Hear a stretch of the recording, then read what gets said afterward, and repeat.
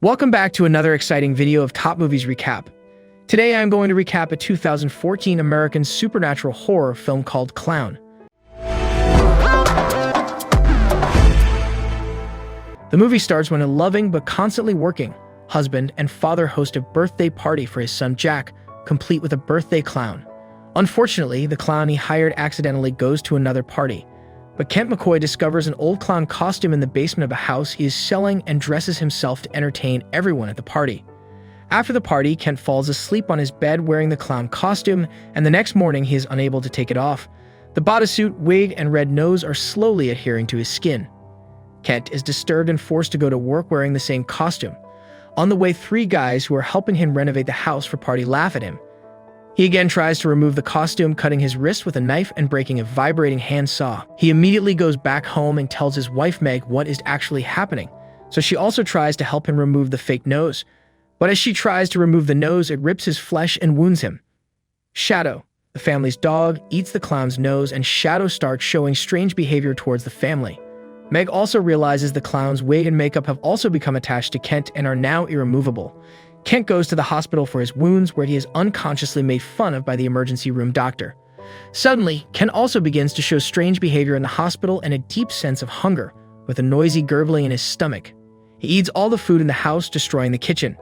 Kent then tries to understand what is happening to him and tracks down Herbert Carlson, the brother of cancer treatment specialist Dr. Martin Carlson, and actually the costume's previous owner. Herbert Carlson warns him on the phone to avoid the costume at all costs. Kent meets with Herbert Carlson and learns that the clown costume is actually made of hair and skin of an ancient demon from Northern Europe which was long forgotten, the Cloyne, which attracted 5 children to devour. Herbert Carlson gives drug to Kent with tea, revealing that the only way to stop the demon is to decapitate the wearer. Herbert Carlson takes a butcher knife and tries to kill him, but Kent jumps up and asks what he is doing. Kent tries to calm Carlson during an ensuing fight and learns that he is slowly becoming the demon. Kent returns home, and after a series of incidents, he decides to move away from his family and into one of his property listings, where he fights his demonic hunger and attempts to commit suicide. He takes pistol and shoots himself in the mouth, but he does not die, spattering the wall with rainbow blood. Then he realizes that the clown's suit is changing him physically and biologically. He then meets a small boy who asks him if he is a clown. He then attempts to behead himself with a pair of buzzsaws but fails, causing the same little boy to be killed instead, whom Kent later eats.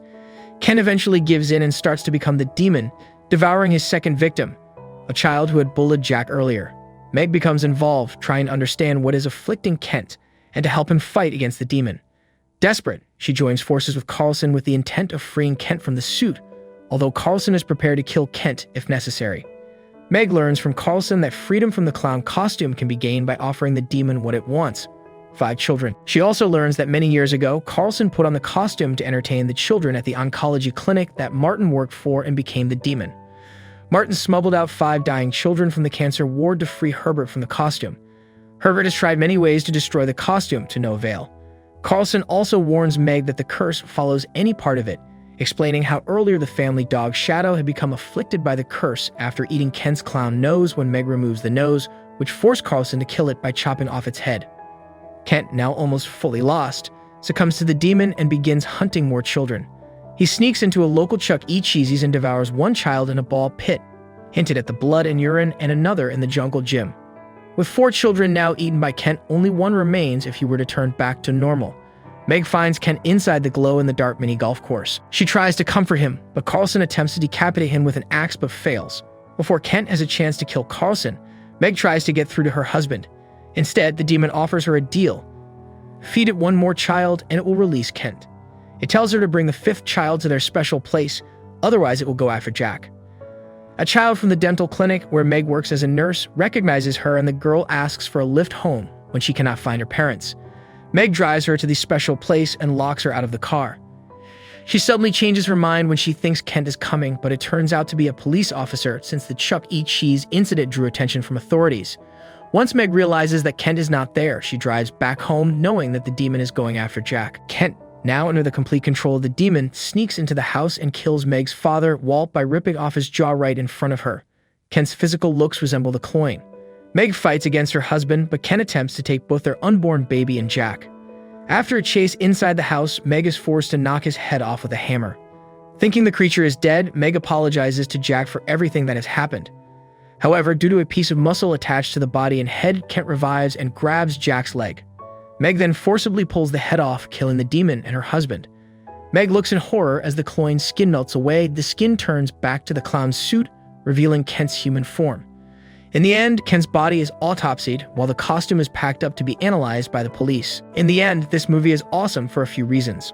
On the smaller end of the scale, the fine details they wrote into this film are so good. The fact that the nose sticks to his nose, his hair turns rainbow. Oh, and get this. The clown bleeds rainbow. It's pure genius. The appearance of the clown as he slowly takes over Kent is so sick. He looks absolutely haunting. The movie is definitely very aesthetically pleasing. But what really got me about Clown is the background story to the demon. The backstory of the demon reminds me a lot of the story of Krampus, who would punish bad children instead of rewarding them. The clown in this movie didn't seem to care if his children victims were good or bad. He was just looking to feast upon the young. But for whatever reason, Krampus popped into my head when I saw the part about the backstory of the clown's suit, and I quickly realized how badass of a backstory it was. Is this one of the best horror flicks I've seen? No, definitely not. But it's certainly a good watch if you're looking for something a little different and a little twisted. I wouldn't say the movie is super gory, so don't watch it hoping for that. It's a fun take on an old childhood character that definitely takes a turn for the dark side. It's pretty creative and is worth streaming if it's on a service you're subscribed to totally. We hope you enjoyed our today's video. If you did like this video, smash that like button and subscribe to our channel to stay up to date with the latest and interesting videos.